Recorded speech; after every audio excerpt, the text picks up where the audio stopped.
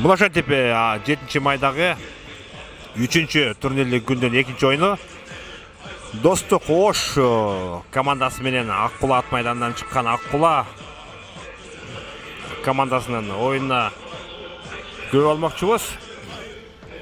Бул жерде айта кетчү нерсе ушул бир үй бүлөдөн чыккан 5 улакчы бала эки командада тең ойноп атышат. Достук командасында 3 бул Байыш, Кыязбек жана Манас, Аккула командасында Баяман менен Залкарбек. Эми бул деле ушу тактикалык бир маданияттуу оюн болсо керек. Анткени Аккуланын балдары барысы түгөл жаш балдар жана жаш жигиттер. Достук командасында эми Байыш баштаган бул чоң тажрыйбага ээ болгон команда. Кабалан командасынан дагы келген жигиттер бар, Бакчыяр, Жишан, Тилектер.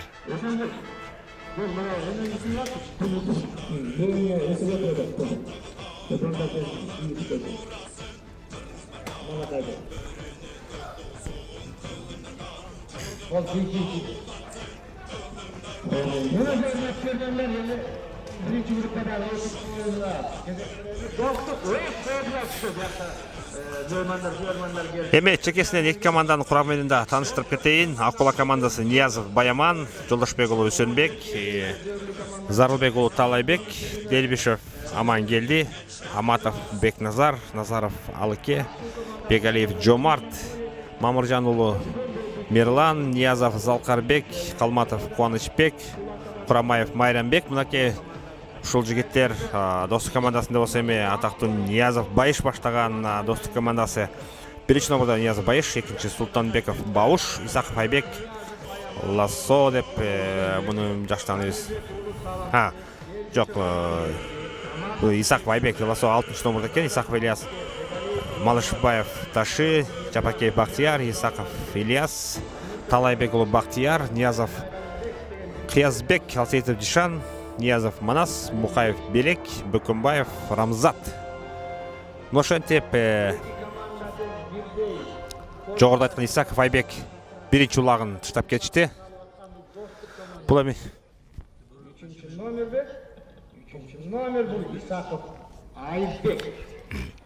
Достук командасы менен айтып кеттик. Азыр Достук командасы бул эки тең эми көк формадан кен, ушу жеңи бар. Узун колду, узун жеңдүү футболка кийгендер булар Достук командасы. Чолок жеңи жок футболка кийген бул Аккула командасы. Биринчи тайм 1-0. Исаков Ильяс ордуна 6-чы номерде Талайбек уулу Бактияр 7-чи номер. Ниязов Кыязбек 8-чи, Алсеитов Жишан 9-чу, Ниязов Манас 10-чу, 11-чи Мухаев Белек, жана 12-чи Бөкөнбаев Рамзат. Мынакей азыр Баушту көрүп атасыңар. 2-чи номерде Достук командасынын оюнчусу. Канчалык күчтүү болсоң дагы баары бир деле ушу ыңгай келбей калса улакты ыргыта албай калат. Мынакей кайра жылуу алып салып койду.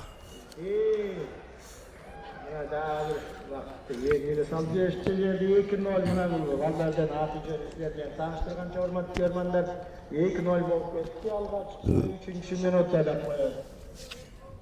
Бауш Султанбеков Бауш мына жаңы оюнчу Торпедо деген өзүнүн минген аты Торпедо.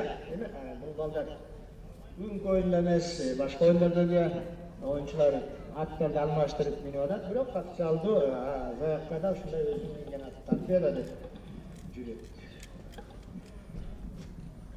2-0 ортодогу калыс Эсенкул Муратов. Биздин атактуу көкпөрчүбүз учурда мына 3 жылдан бери калыстар тобуна кошулган Көкбөрү федерациясынын калысы. Анын жардамчылары Нукен Анарбаев жана Асылбек Шербаев бөлөкөдө отурушкандар. Судьялар туруп мунусу Ниязов Манас мынакей көрүп атасыздар, басып алып Манаста улак Ниязов Давир улак саламдап атат. Золотой деген ат. Амадор менен Ошентип 3-0. Ниязов Байыш, Ниязов. Бул жерде азыр протокол боюнча берилген аттардын номерлары менен ким кайсы ат менен ойнойт деп жазылган, бирок тек каршы азыр тердиктеринде аттардын номеру жок болгондуктан аттарда таанылбай калат экен. Алмаштырып да минип атышат. Бир таймда бир атты бардык чабандестер алмашып минибей жатканын көрүп атабыз. Эми ал бул жерде кайсыл ат экени дагы жакшы таанылып атат. Жаңы аттар бүт түгөл. Сейитбек баласы Салас командасында ойнап жүрөт. Рассвет командасында билесиңер атактуу Дөкөнбаев, Индусбектен кийин Нурстан, анан Алмаз, Анаман, Адыл, Абай деген Рамзат Дөкөнбаевдер. Жакпакеев Бактияр 5-чи номурда басып алды. Баяман Ниязов жабышып аракет кылды эле, бирок тилек ашадагы болбой калды. Азыр эми улак жерде. Агасы бар. Өзгөндө Жаныштын балдары азыр жаңы жаш командада ойноп атат. Каримдин Акбула командасы Борборуздагы ушул подромдун ат майдандын ээси десек болот. Биринчи номер Акбула командасында Ниязов, Баяман. Уже игра не серьезная. Потому что уже соперники Ниязов своим братишкам помогают. Баяман Ниязов, Акула командасынын капитаны. Көгат менен калып туруп, шашпай биринчи улагын салды. 3-1. Бул жерде Достук командасынын чабандестери өздөрүнүн жаш инилерине Аккулада жаңы чыгып келаткан балдарга бир жол көрсөтүп, куру кетпесин деп мүмкүнчүлүктөр берип атышат. Бул эми оюн эрежеси боюнча канчалык деңгээлде болот болбойт, бирок бул жигитчилик айкөлдүк балдар дагы кичине шабай сууп калбасын деп жардам берип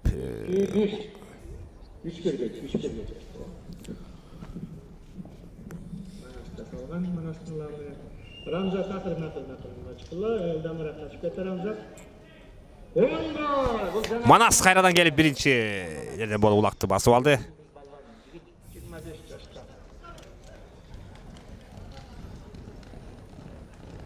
Ардактан көрмөдөрү белектин тосуп турганын, тажрыйбалуу оюнчулардын умтуп атаандаштарын тосуп жол ачып берип, өнөгүнө 4-1. Достук командасы алды да. Атактуу оюнчуларыбыз ойноп атат жаш балдар менен. Жол ачып берген өнөгүнө биякта. Белек болду, Белек Мукаев Кыргыз Республикасынын бир нече жолку чемпиону, президенттик кубоктун жеңүүчүсү, улуттук оюндар боюнча Спартакиаданын Ормонхан 220 жылдыгынын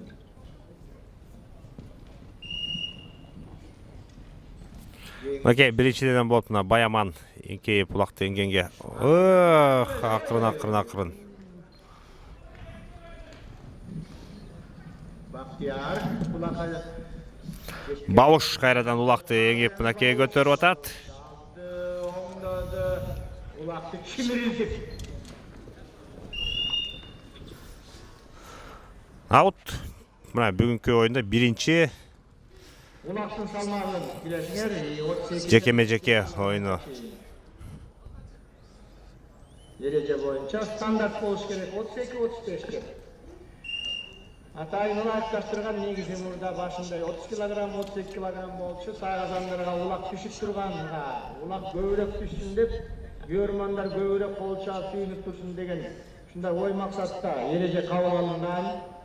Муну эрежени ойлоп тапкан атактуу биздин кинорежиссер, улуу инсаныбыз, Дениядын агабыз Болот Шамшиев ойлоп тапкан. Ушул оюнду ишке ашырган, ушул убакка жеткиргендер бар экен. Салымбеков Аскар Максалов. Жишан Алсеитов жеке-жекеден улакты алып чыкты. Тилекке каршы Ниязов Залкарбек чыккан эле Аккула командасынан ээри ооп калып оюндан чыкканга мажбур болуп калды. Жишан да айта турган болсо эми бул тажрыйбалуу качанкы Жишан Кабыландын составында, курамында ошол көп жылдан бери Кыргызстандын биринчиликтерин утуп жүргөн жигит. Көчмөндөр оюндарда ошентип 5-чи улак салынды. 5-1. Аккула командасына ошо биринчи улактын биринчи улактын ээси ушул бир жалгыз улактын ээси азырынча Баяман Ниязов. Счет 5-1. Tutsa solmuyor, şu oynayıyor şey. Правила есть правила.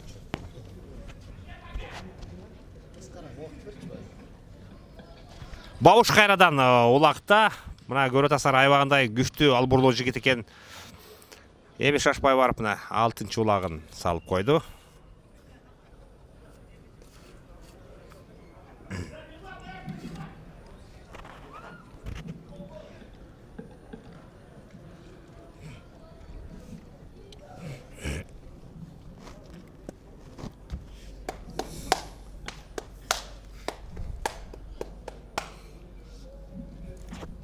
Biliniyor mu Ekece? Biliniyor.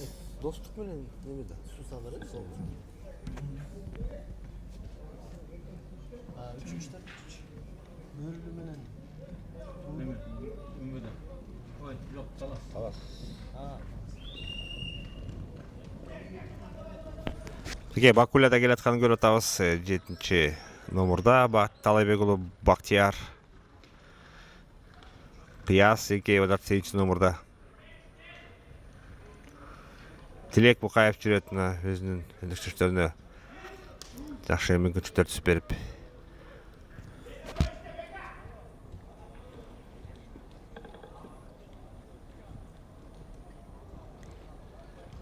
Кыязбек Ниязов. Mınaki yeni gece kıyasla geldi Niyazovlardan. Akırın Amador bine kıyas.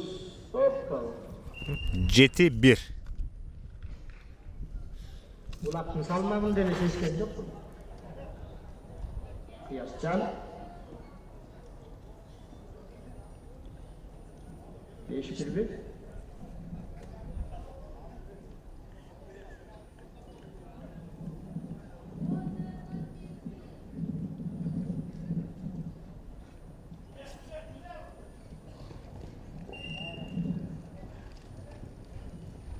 Akın yengile.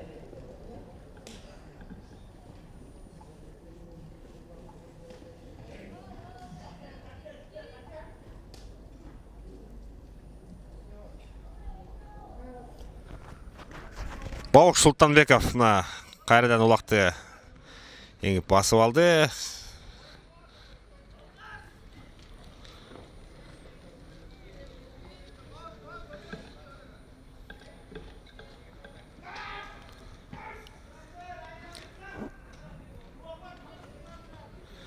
Эми Исаков Ильяс Лимон деген аты менен İlyas. 8-ci улакка баратат.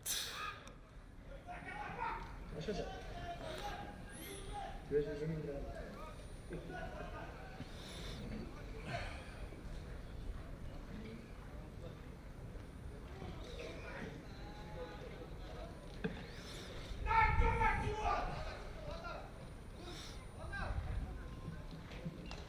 İsakov İlyas.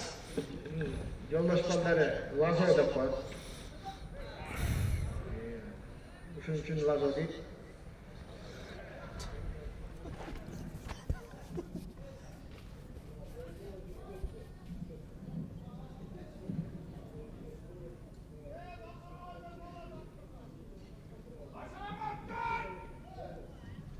Onu ikinci minutta ayağına çıktı. Birinci tayında 5-1. Devam edelim.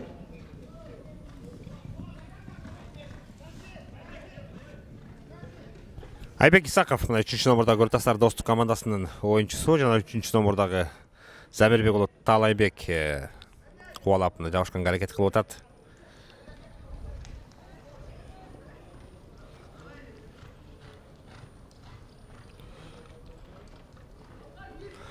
Байыш Ниязов, атактуу Байыш Ниязов мына өзүнүн Бөлтүрүк деген аты менен басып алып чабуулун баштады. Ниязовдардын оюну болуп калды окшойт бул.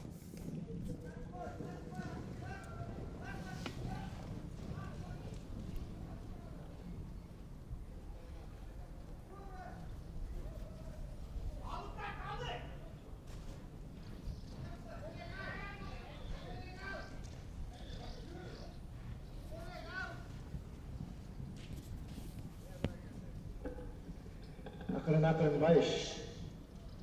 İyi. Bayış öyle sallattı. Gezekte 6. ulaktı saldı Bayış. Bu ыкма байыштыкка сону болуп аталат. О, неме талдыке жаңылды 2 кулак азайтты. 8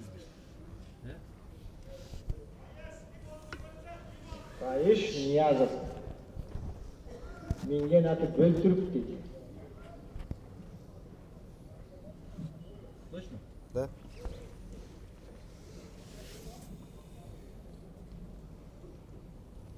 Шыр болады ана неметкенде. Улақсан ашып қалса.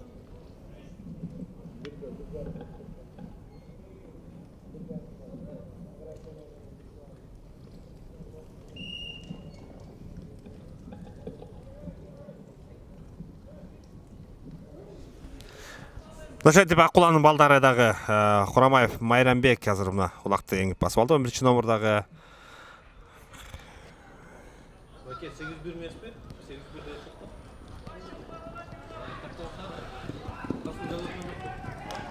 кетти Майрамбек эми. Шашпа. Ай, таңдын көр. Майлыбашев Ташев 4-чи номурда кызыл кепка чан жигит азыр басып алып чабуулун баштады.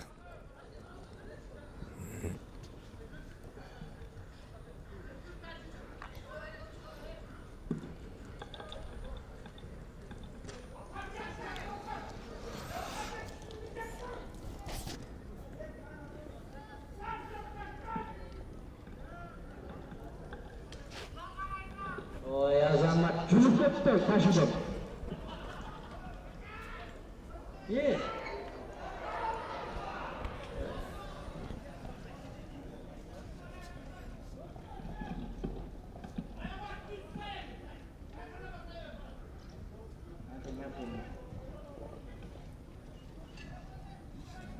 Баяман.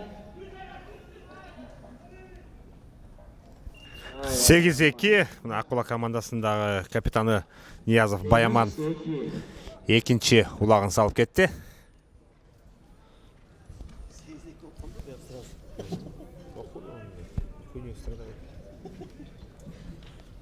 Мен болсо монтип чёрточка калам да билесиң барсын. Фиксировать.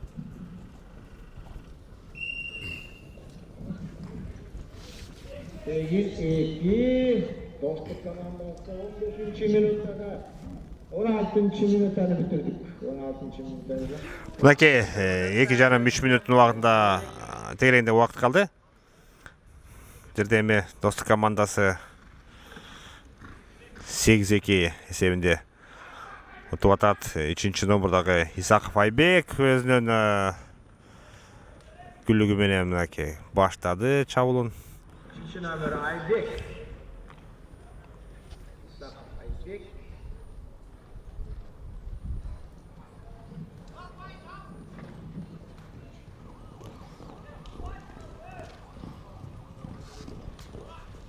Байыш Ниязовка өткөзүп беришти мына улакты. Акырын,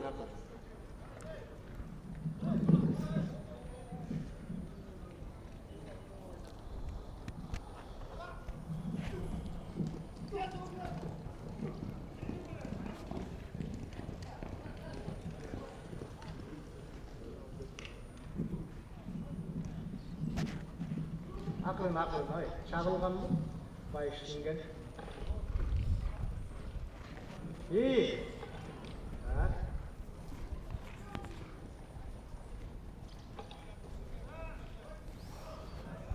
Мына ушундай балбан жигит Байыш Ниязов Көрөтастар аттын көбүсү менен келип бир колу менен эле эмелеп улакты салып койгон. Мын тепеме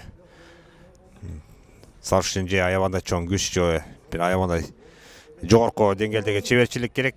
8-чи минутта 9-2. 9-2 биринчи бөлүмдө эле аягына чыгып калды. Мына ушунча дагы Акула командасына агалары мына жакшы мүмкүнчүлүктөр түзүп берип атышат. Ошол мүмкүнчүлүктөрдү түзүп бергенде да салып кеткен жигиттер бир ырыс менен кечиктеп да койсок болот. Ошону да колдоно албай калып атышат кээ бир оюнчуларыбыз. Бабуш Султанбеков мына Көрөтастар аябагандай мыкты оюн көрсөтүп келаткан жигиттерден бул дагы.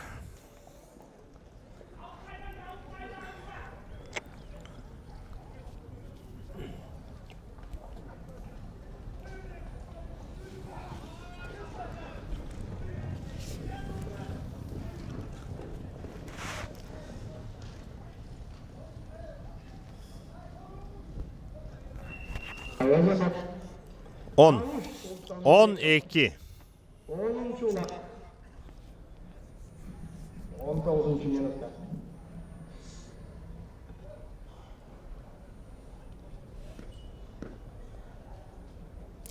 Ошо деп биринчи таймда аягына чыгып калды мынакей. Эми азырча улактап келгечекти 1 минут убакытта өтүп кетсе керек. Акула командасы менен Достук командасынын экинчи таймдагы оюнуна ошо биртке көз ирмемден кийин сиздер менен кайра күбө болмокчубуз.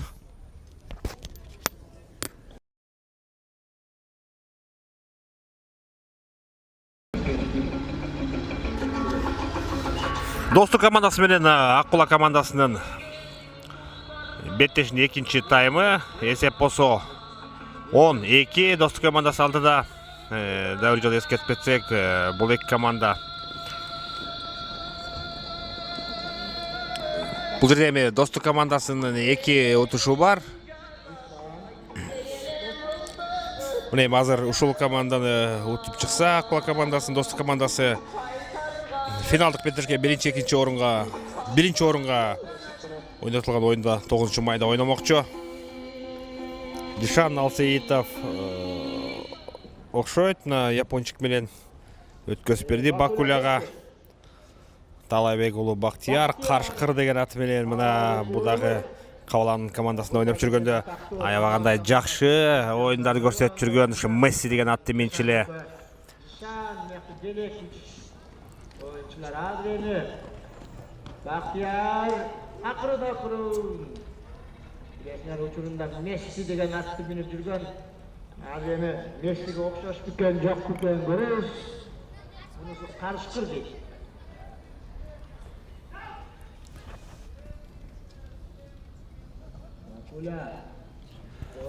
Мына Баяман жулуп алган экен, качты эми көк аты менен.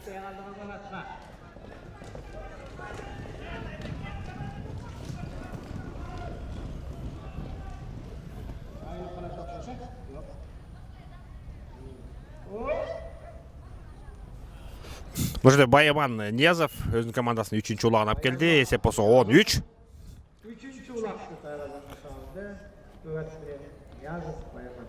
Назыр көрүшөс балдар, жаңы балдар, жаш балдар айтат. Бұл эки команданын курамында ошо Ниязовтардан 5 ойноп атат. 3 Байыш, Кыязбек, Манас Достук командасында. Ошондой эле Баяман менен Залкарбек деген Ниязовтар булар. Эки Акула командасында ойноп атат. Залкарбек болсо мына атактуу оюнчу улакчы Ниязов Жаныштын уулу экен. Баяман болсо ошо бул Байыштардын эң кичүү иниси.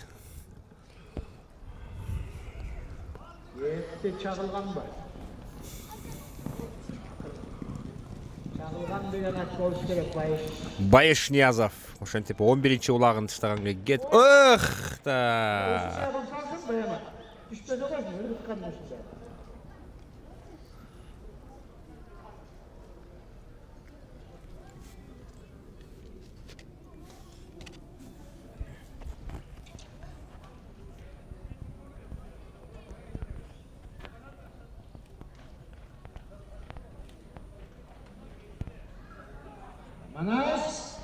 Манас Ниязов.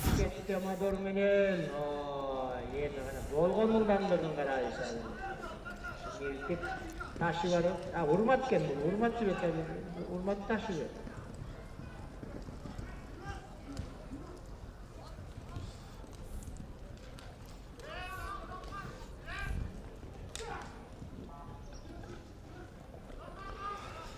Залкар Ниязов мына азыр Манас Ниязовтан жылып алдыбы же өткөзүп алдыбы. Тор мынакей чабуулун баштады.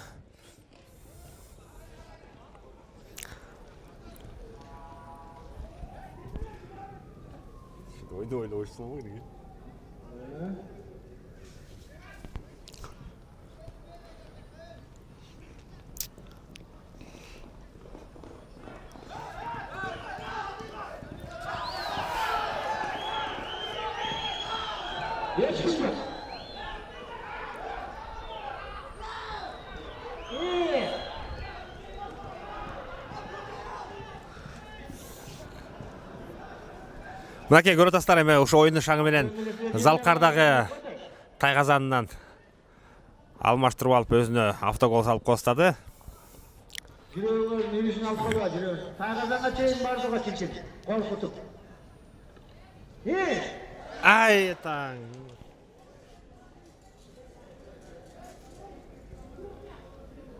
Hayır, kaç. Ay, çok iyi. Kaç.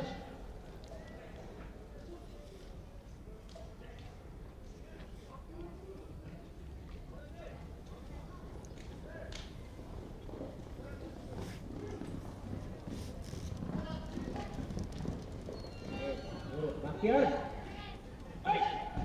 Ай таң. Мынакей экинчи улакты Gönlüne götürüp var. Жапеке Бактияр келип азыр да бир улак сала албай калды. Нишан Алсеитов алып мына эми 12-нчи улагын салып кетишти. 12-3. Alseyitov Duşan 9-cu номер.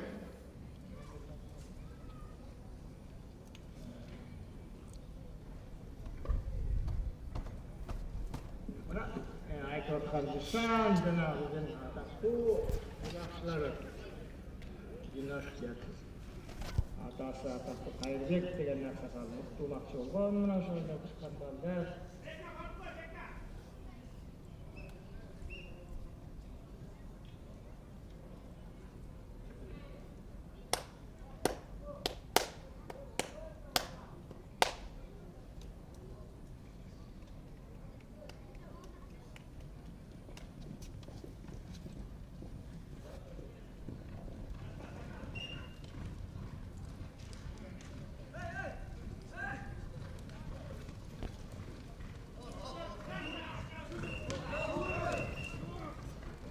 Out болгондо токтоп калган, ышкырык болгондо. Судья ышкырганда токтоп калган. Улак аутка чыгып кетти. Мына эми жеке ойну. Бул жерде азыр Баяман Ниязов ойнойт болсо керек. Акула командасынан мынакей көк ат минип турат, даярданып.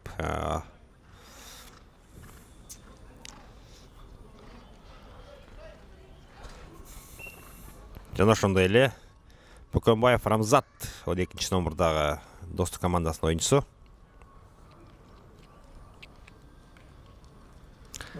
Рамзат алып мынакей чабуулун баштады.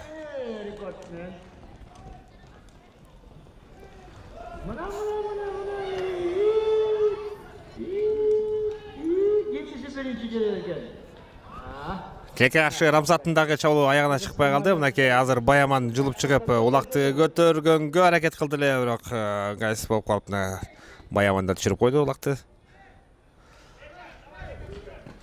Бабуш Султанбеков мына кайрадан улакка биринчилерден болуп эң болуп чабуулун баштады.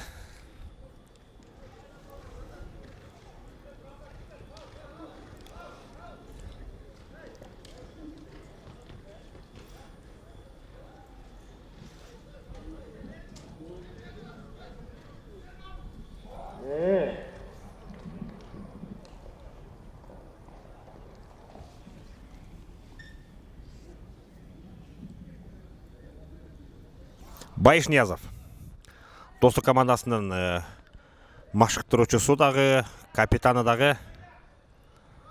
Бул эми Байыш туурасында айта берсек сөз түгөнбөйт, сөз жетпейт. Бул ушул улакчылардын династиясы бир үй бүлөдөн ушунча көп улакчы чыккан. Ушул Байыштардын апасы ушу жалаң баатырларды төрөгөн экен.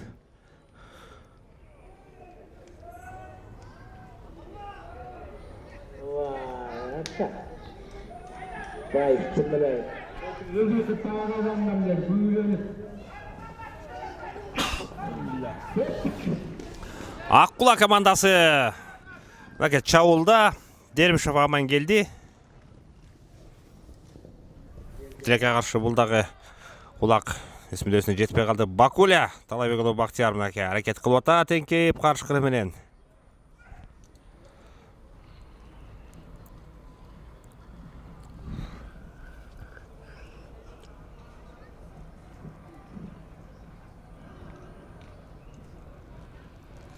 Жапакеев Бактияр, көрдүңүздөр кантип эңип сууруп чыкканын ушу дододон.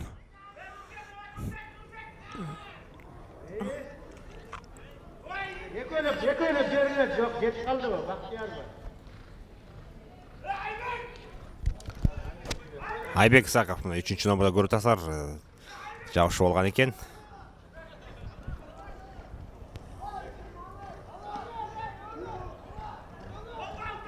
Hiç kim yok. Boşal yerden büyülenemezse bahis ekeninde yok.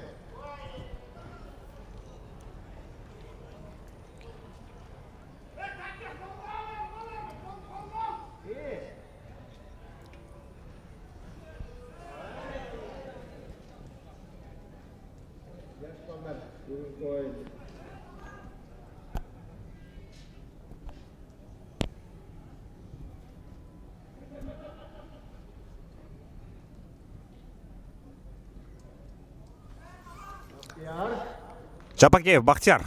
Мына ушул жигиттин эңгендерин, жулгандарын, жабышкандарын көрсөңөр, аябагандай жакшы. Баяман азыр тозотоп жабышканга аракет кылып аткан экен.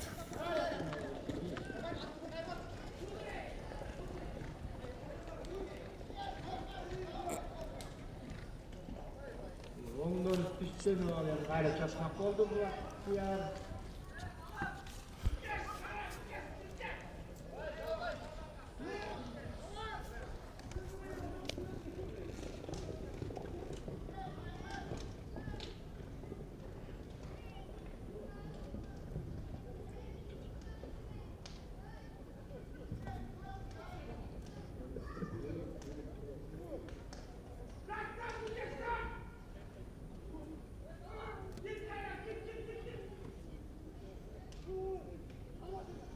İyi. Manas. Aldı Manas. Манас Ниязов. Gayrı uzatı aldı. Мына Манас Ниязовго кезек жеткен экен. Улакты басып алып эми көрөбүз. 2 рет Байыш Ниязов өзү барып күлөнүп барып улак сала алган жок. Эми мүмкүн элиси ушул Манаста азыр 13-чү улак жаралып калаттыр. Usta buna monda ya. Manas. Yok Manas yani. 11. ulak. 12 minuta. 12-чи улак салынды. Достук командасы мына 2-чи таймдын 13-чү минутасына кетти. Убакыттагы бар. Бул жерде эми 11. айтып кетсек,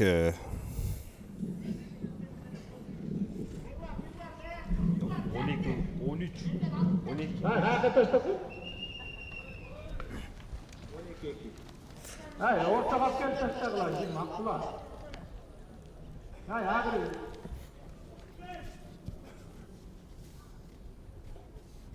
Yerece var vallahi siz bugün oynayatsanız bilen halagan devlet görürsünüz. Çöpün arasına kaç koyuyorsunuz hocam. Camın kamağında detişlerge yürüyorlar belki baykilerine örgüt durup.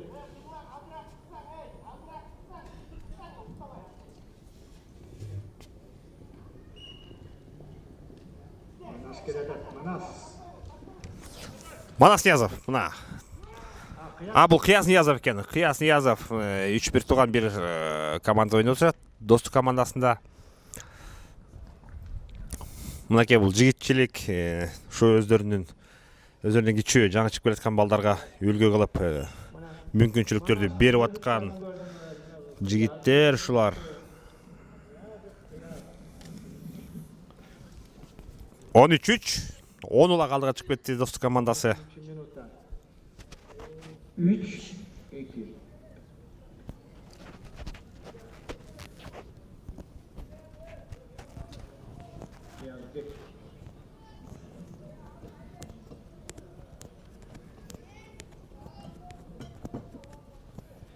Yazbek bu da militsiya deşti torbanı.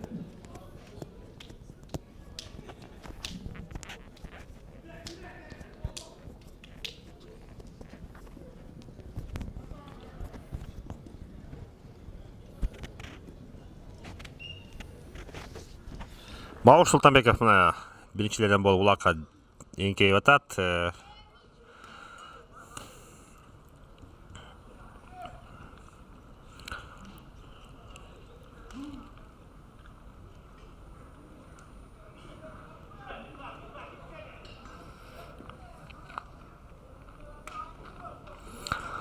Исаков Айбек үнче ушул көтөрүп кет. Аттарды белеп коюп мына Айбек дагы лекке каршы улакты көтөрүлбөй калган экен.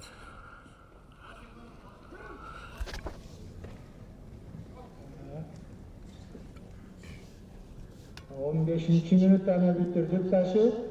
Кана өзүң көрчү. Майлыбашев ташы Дон деген аты менен мына 14-чү улакка кетти. Мына 14-чү улагын салып кетти. 14-3. Майлыбашев ташы. 16-чы минутта. 4-4.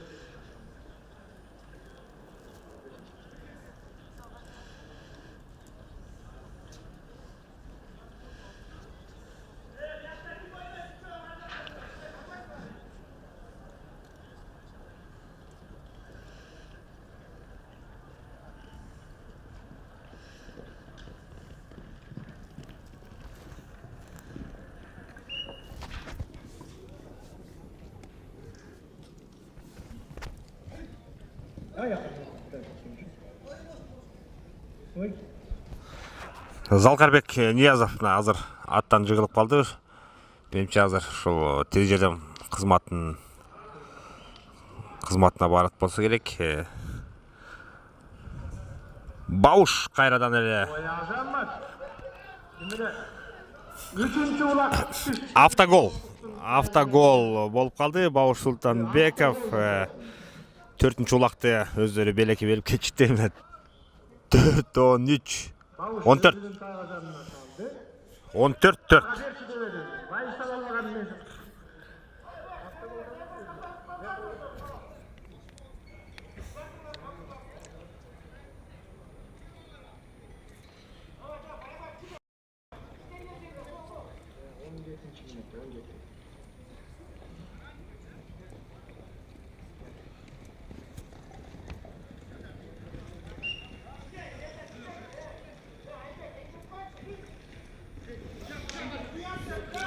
Айбек кайрадан биринчилерден болуп жетти. Улакка мынакей азыр автоголдон кийинки тилекке каршы бул улактагы казанга түшпөй калды. Мына эми казан түбүндөгү 14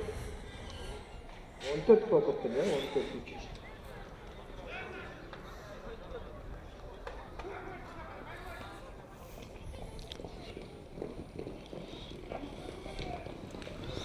Майлыбашев ташыйт 4-чү номурда мына көрдастар. Золотой деген ат деп жазылган экен бул жерде. Ат ойнотуп эми 15-чи улагын салганга аракет кылат. 2-чи тайм аягына чыгып калды. 1-2 мүнөттөн тереңде убакыт калды. Аржак ылдый жакта сайгазан бош турбайбы.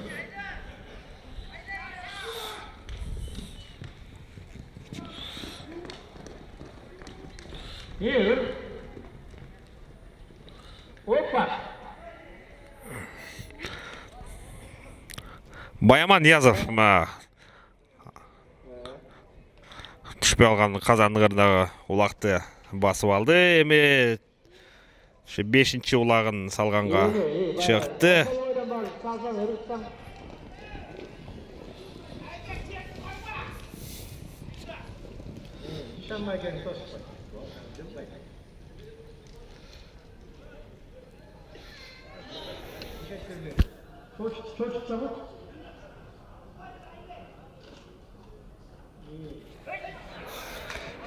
Жишан Алсеитов мынакей япончугу менен алып алып кетти. Бүгүн да Жишан бир улак салып коюшу керек да. Бирок бир улак салды эле, эми экинчи кылып дубль деп коет. Япончугу менен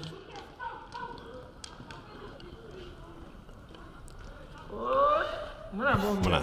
Бүгүн жалаң сол гол деген приемдар. 15-4. 19-чу минутта, 20-чу минутта экен. Мына ошентип экинчи бөлүмдө аягына чыкты. Менимче азыр оюнчулар бардыгысы эс алдан келгенден кийин жыйынтыктачу 3-бөлүмдө кайрадан сиздер менен чогулмакчыбыз.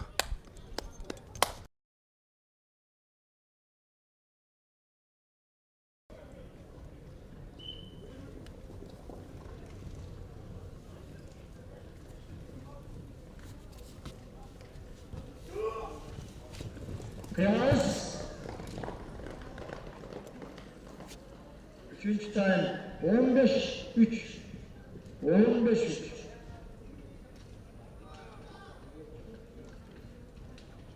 Şimdi 15 ülkesinde dostluk komandası aldığına gelirse sadece kıyas koyarız.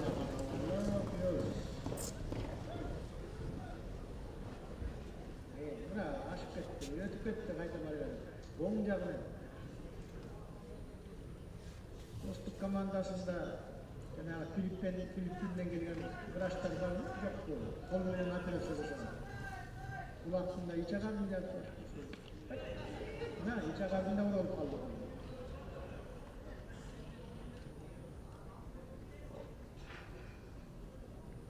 O da mı? Filipin'lik viraçlar var o şekilde. Kolmayla natırası sana.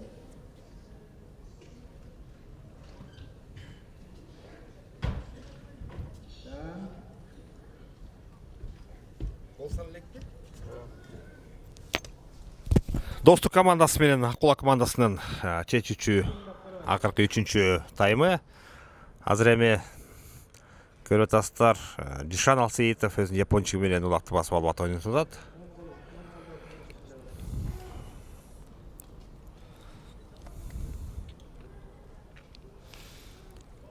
Он алтынчы улак. 16-4. Bundan ki bizde Yembu'da komandası yayından veriliyor. Yembu'da bilen Sarıözün ikinci gruppada komandalarına gezektiriyoruz. Bu da bu isabıyla birinci gruppada oyunlar, gruppalı oyunlar ayağına çıkar. Birinci oyunda Asiret yerde komandası. Дайдиси бир стоп атты сакталат. Bular 9 mayda birinci, ikinci orunda oynayacağız ki hafta günlerden ikinci orunda. Айбек Исаков 17-улагына кетти, окшойт. Баямандын арттан колоп баратат. Жок, тилекке каршы. Ушу бүгүнкү оюнда Достук командасынын канча деген улак казанга түшпөй калды. Баушенке эпеңип көтөрдү. Мынакей азыр 17-улакты.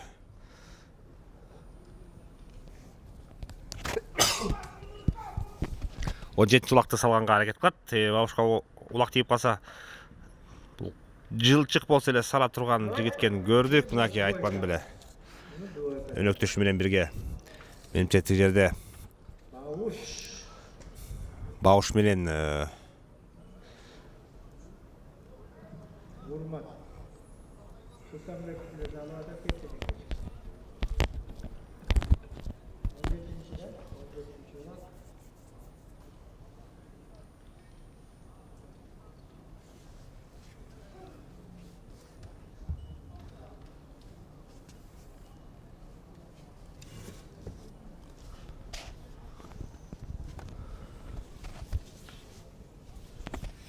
эсеп 17-4. Мен болсо дагы бир жолу ушул эки команданын курамы менен тааныштырып кетейин. Мынакей жаңы чыгып келаткан Аккула ат майданынан түзүлүп чыккан ушул Аккула командасы. Биринчи Ниязов Баяман Телтор деген аты менен, экинчи Жолдошбек уулу Үсөнбек Камери деген аты менен, үчүнчү Замирбек уулу Таалайбек Зайчик деген аты менен, төртүнчү Дербишалиев Амангелди Актилек деген аты менен, 5-чи Аматов Бекназар Мырс деген аты менен, Назаров Алыке 6-чы номурдагы бул Губуда деген аты экен, 7-чи Бегалиев Жомарт буда Губуда деген аты экен, 8-чи Мамыржан уулу Мирлан Байтору деген аты менен, 9-чу Ниязов Залкарбек Мерлин деген аты экен, 10-чу Калматов Кубанычбек Акбайпак деген аты менен, 11-чи Курамаев Майрамбек Бул торпеда деген ат менен экен. Ошо 12-чи номерда бала ойноп жүрөт, бирок ал жигиттин аты жөнү бияка бизге протоколдо жазылган эмес экен. Команданын капитаны Ниязов Баяман, команданын жетекчиси Кадыркулов Каримбек деген байке. Улак жасалып калдыбы? Мынакей ошентип дагы бир улак салынды. Бул жерде эми 19-чу улак Достук командасы алып кетти. Достук командасы 1-чи номерда Ниязов Байыш Бөлтүрк деген ат менен, 2-чи Султанбеков Бауш Торпеда деген ат менен, 3-чү Исаков Айбек Амадор менен, 4-чү Майлыбашев Таши Дон деген ат менен, 5-чи Жапакеев Бактияр Взрывной деген ат менен, 6-чы Исаков Ильяс Лимон деген ат менен, 7-чи Талабеков Бактияр Карышкы менен, 8-чи Ниязов Кыязбек чагылганы менен, 9-чу Алсеитов Дишан Япончики менен. Жерде эми мынакей 10-чу номерда Ниязов Манас Золотой менен ат ойнотуп аткан, 11-чи Мукаев Тилек девятка менен, 12-чи Бөкөнбаев Рамзат рекорду менен, команданын жетекчиси Туташев Мыктыбек, машыктыруучусу Ниязов Байыш.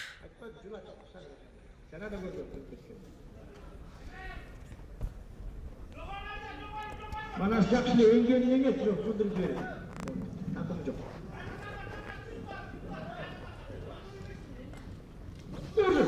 Мына эми Мамыржан уулу Мирлан 8-чи номерда азыр 5-чи улагын салган аттат Азамат мынакей.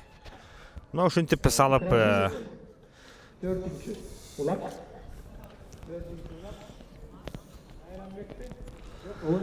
Бул жерде эми азыр ипподромдо алып барчу 4-чү улак деп атат, бирок биздин эсебибиз боюнча 4 улакты кула салып бир автогол болгон. 5-чи улак болуш керек негизи.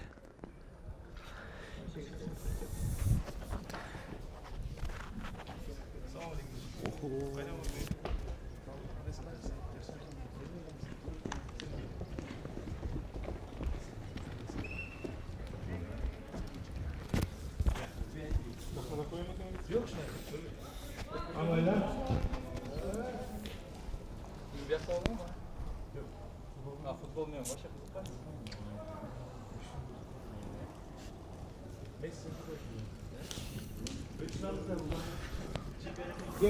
Аматов Бекназар 5-чи номердагы оюнчу, Мэрс деген ат экен.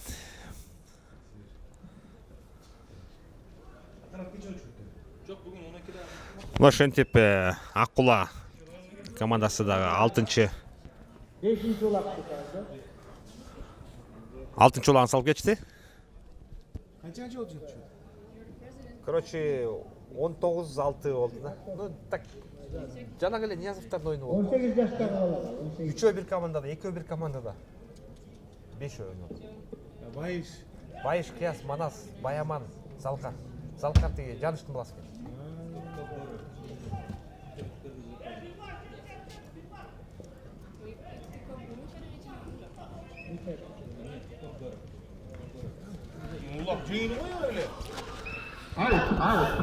Манас жакшы леңип алды эле, бирок аут болуп калды. Жеке ойуну азыр эми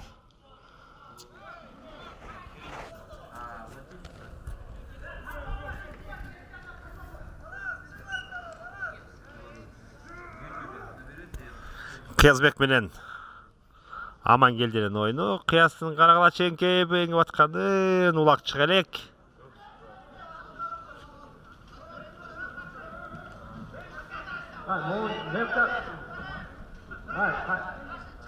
Баягы 9 бала жүрөт, таанышып келечи.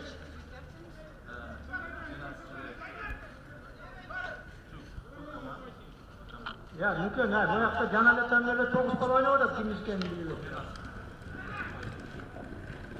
Mümkün, çok korksun. Hayır, bunlar 9 bala Canalet'ten böyle oynuyor da. Şimdi bunu ne yazık ki yanında olmuyor. Yes. 12'de. Size dikkat ya kaçında? Kaç komanda bir şey. Ya.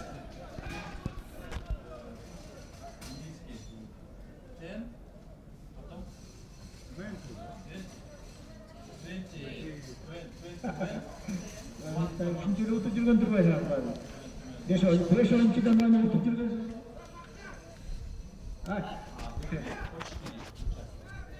Ошоға чыга ма менен өтпөйдү. 8. Даже достук менен деме Сусам уржа чыкты. Это Тайказан. Ушу менен 9-да. Тайказан. Азыр МВД менен ойнойт ди. Сарыжан.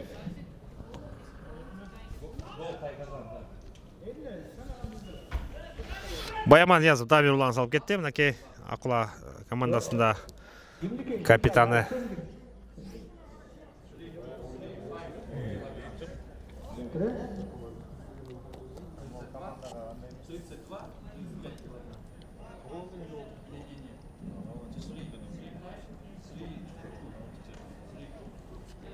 Ох, красавчик. Чашты сенден кылыш керек да. Бери, сени көрүп алып өзүмө чыргып атам. Шамал сон болот. 2-3 күн өмөр жүдөп кетип, бөгөчө алып салып. Туура аласың. Бауш Султанбеков мына азыркы быйылкы сезондун жылдызы деп да айтсак болот. Аябандай жакшы ийгиликтерге жетишип атат, көрүнүп атат. Олбурлуу жигит экени. Мына ошентип дагы 20-чы улагына кетти. Бауштун колуна улак тийип калса сөзсүз түрдө салат экен мынакей.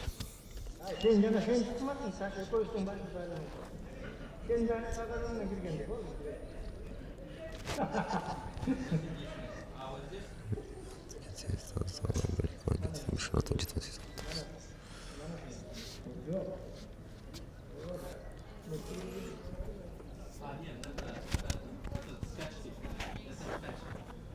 Деген бар, киргизип тургандар жазып аткан. Сагода. Канча жыл болду? 19-20 болду. Биле калмыш. Мен бирдеме айтып шактыны гол кирип мүнөт. 2200 да. 2200 болду. Делим шабан келди. Мынакей эңип басып атты эле, бирок достуктун балдары Баяман.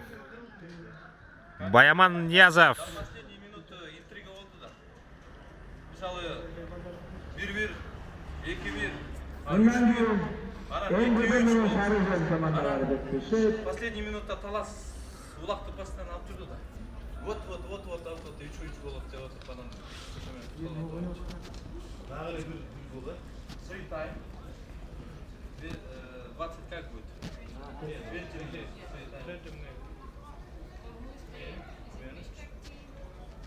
Ош. Ошентип Акула командасы дагы бир улагын салып кетти. Баяман Ниязов, бул Ниязовдордун династиясындагы дагы бир чыгып келаткан жылдыз, улак көкбөр оюнунун жылдызы. Мына буга чейин көрө эле келек. Мына быйылкы турнирден баштап ошо Баяман дагы чыга баштады. Бул жерде Жаныш Ниязовдун уулу Залкарбек да жүрөт. 9-номурда ойноп атат. 5-20.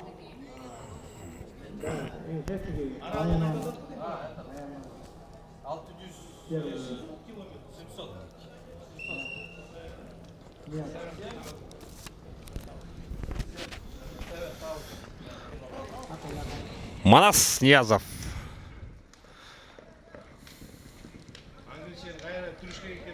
Мен айтат, уже 15 жылдан бери Айда мен түшкөн.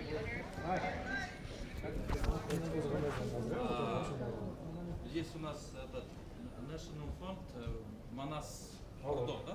Сидики. Манас Мурат. Президент. National Fund Манас Мурат. Манас, знаете? Боконбаев Рамзат мынакей 12-номурдагы достук командасынын улакчысы өткөрүп алды. Эми достук командасы кичинеден ат ойнотуп убакыт жогонго өтүп кеткенге деле мүмкүнчүлүктөрү бар.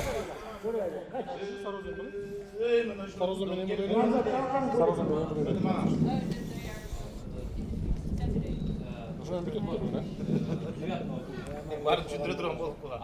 Я баке, жумайны алып бересиз. Buyursa aytayım mı? Sıra atat, Bolovo diyor atat. Ben Bolot'tayım.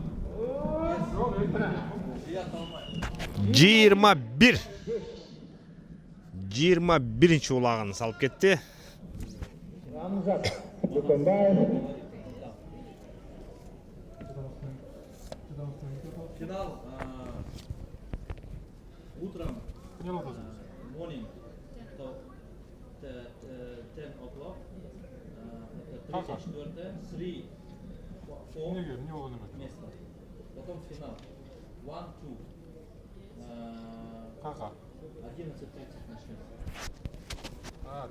Это я кондук?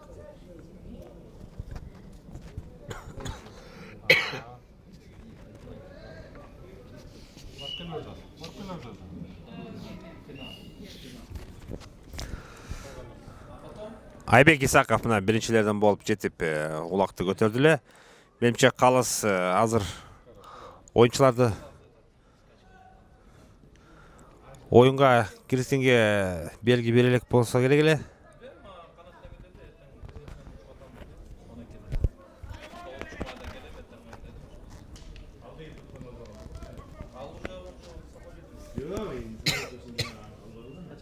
Вообще, слушай, последний раз то, что сумер грузит.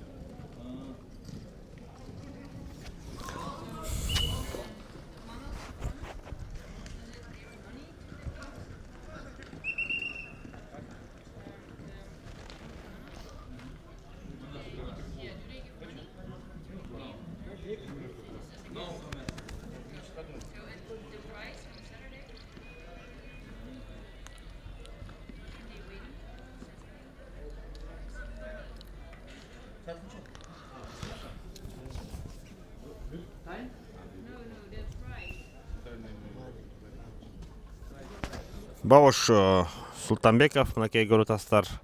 Экинчи номурда. Баяман Ниязов экөө кирген экен.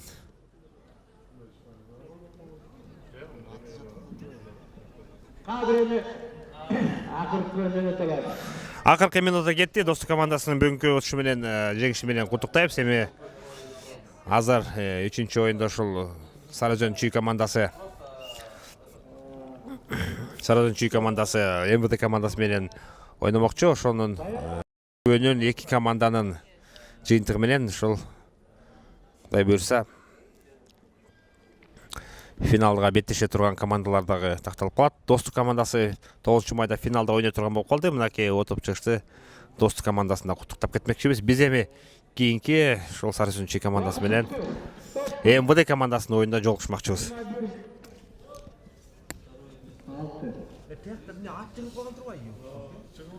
Көмүсү болбой, чакырып кыйнап койду да. 31 градус болду.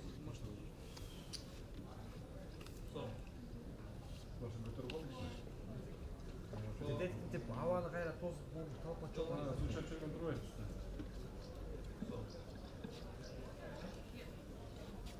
Норстан бир ат өлдү болду я, зайчик. 21. Дагы бир ат өлдү. Бир ат өлдү, бир ат жыгылып калды эле. Алып аяп кетти. Аяп кетти, алып турат деген мен баягы последний жылган. Өлбөйт деген алып туруп кетти. Жүрөсүң болсо убакта сразу эле колбасына чалып эт. Эмче? Сынасылчы. Я алып кеттилер. Адалдарга жетишпешти. Баягы экинчи ат эмнеде жылган туруп кеттиби? Качан баягы ооба. Мен ошол жаман лечение кылган алып келесиң. Şu yerden turup lечение кылдым. Айттым, но өлбөйт дедим, көрөсүң. Өлгөн жок. Айткам, ал келип таң калган. Жок өлөт бул деген. Жок, ал кел өлбөйт. Чын асылда бияқта турбады эле. Ошондо. Өлгөн жок. Ал айтышты го, барып откачать эттик деп.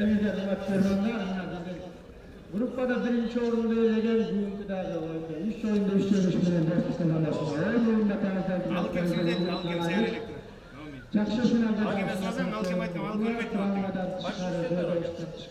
Мен турулдайм, 15 мүнөт 20 мүнөт энергиям кетти. Daha uzun yıllıkla bayramda. Судья Галича. Саған ишенимден да. Ишеним. Айттым, өлбөйт мына, көрөсүз дедим азыр. Ал кем айттым, таң калып чыгып калды, шөт айтканда.